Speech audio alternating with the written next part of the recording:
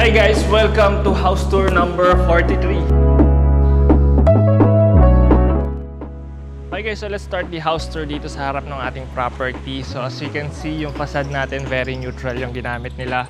Meron tayong gray and white, so mas nag-pop out yung ating landscape garden dito sa harap na where in the future pwede nyo pandagdagan ng plants or flowers, depende sa inyo. Okay, so yung property natin is nasa corner lot na rin, and speaking of corner lot, dito sa pinaka-corner natin is meron rin tayo dyan malaking puno which nag-act na rin as shade for some parts ng ating property. Okay, so dito sa gitna natin sa ating pedestrian gate, well dito is yung ating gate para sa ating carport.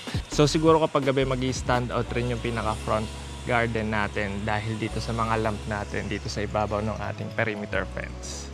Okay, so from your pedestrian gate, dito sa kanan natin yung sa ating 2-vehicle carport. Well, dito is yung ating front lawn. So, sabay dito yung ating pinaka-main door sa ibabaw natin. Meron tayo ditong porticos. Okay, so yung main door natin solid wood na rin. Sabay dito sa dalawang gilid is merong side lighting. And tara, pasok tayo sa loob. From your main door, ang una mong mapapansin dito sa inyong main living space is sobrang aliwalas and sobrang luwag tignan dahil puti yung walls natin, tapos bawat sulok ng main living space natin is merong set of windows. So dahil rin dito sa mga windows natin, kitang-kita mo yung pinaka front lawn hanggang dito sa paligid ng inyong main living space. So in the future, kung ma-imagine ninyo, mas mataas na rin itong mga plants na to, or siguro palitan mo yung mga konting plants rin doon ng siguro mga bamboo. So magkakaroon ka ng natural shades dahil dun sa mga bamboo. So kahit nandito ka sa gitna, kahit saan ka tumingin, may gubat ka sa paligid ninyo. Okay? So this is your living area and yung dining area natin. So even though na magkatabi sila, medyo may pinagkaiba sila dahil dun sa ceiling. So goods na goods yun. Dito meron tayong cove ceiling design, while dito is merong false ceiling na parang dinikit lang doon sa pader.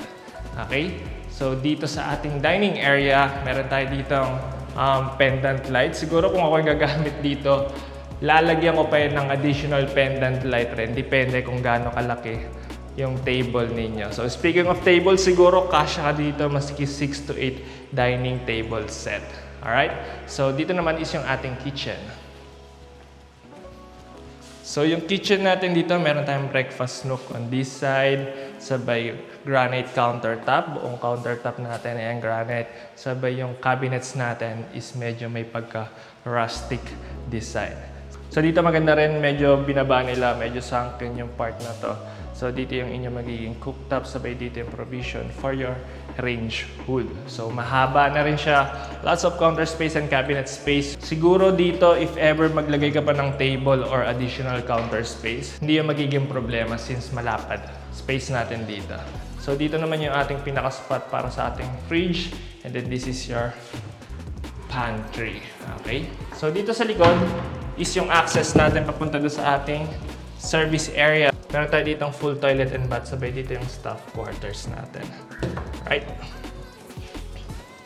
Okay, so dito sa kitchen ninyo, hindi nyo masyado kita yung living area ninyo. So may wall tayo dito na nag-act na rin as a divider para sa kitchen natin. So if ever na medyo makalat rin dito sa kitchen natin, hindi siya kitang-kita or hindi masakit sa mata from your living area. Pero tanong na tanong muna dito yung dining area natin. Okay?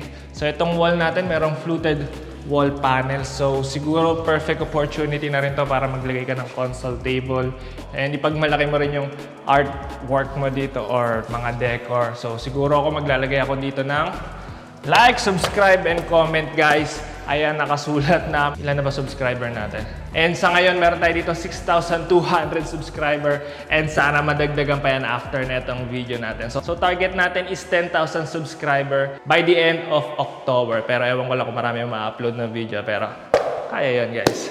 So dito naman, easy yung ating powder room. Meron tayo yung sink, and then yung toilet natin. Okay? So again, dito sa main living space natin, sobrang lapad. Diyan lang. Sobrang lapad niya. So siguro if lagi kang nag-i-invite tuwing may occasion or may mga events, I don't think na magkakaroon ka ng problema if ever na meron kang 8-seater dining table set dito. Siguro mag-i-spill na lang yung tao dito sa inyong living area. Okay?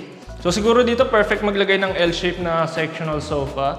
Sabay, depende sa inyo kung saan yung side ilalagay yung inyong entertainment wall. Pero, luwag eh. So, ang dami mong pwedeng ilagay dito na furnitures if ever. Maski maglagay ka pa ng coffee table or center table dito sa gitna, hindi yung magiging problema. Okay? And I think akit na tayo dun sa ating second floor, dun sa ating mga bedrooms. Pero, dito sa ibabaw, meron tayong double height ceiling pagpasok mo from your main door. So, siguro perfect dyan if maglalagay ka ng mga drop light or chandelier dito. Okay? So, dito sa inyong second floor or sa gitna or sa pagitan ng second floor and third floor ninyo, meron ka ditong bedroom. So, this is your bedroom number 1. Okay, so malawak na rin. And sa dalawang side is meron tayong corner window. So, siguro perfect dito if nandito yung inyong magiging queen size bed. So I think kasya pa rin dito if maglalagay ka ng desk or computer table on both sides. Sabay dito is yung ating floor to ceiling na built-in wardrobe. Flooring natin is vinyl tile. Siguro perfect na gagamit dito is yung medyo matanda na. Konting steps na lang rin yung iaakit nila dito sa hagdan.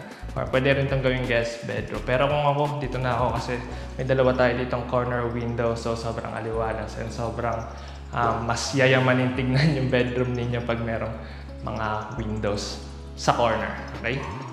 So on this side naman is yung ating ensuite toilet and bath. Meron tayo ditong vessel sink.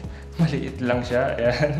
And then may vanity cabinet, toilet. And then dito meron tayong frameless glass na shower screen. Sabay yung ating shower area. Okay, so dito yung provision ng ating media wall. Dito yung mga cables natin.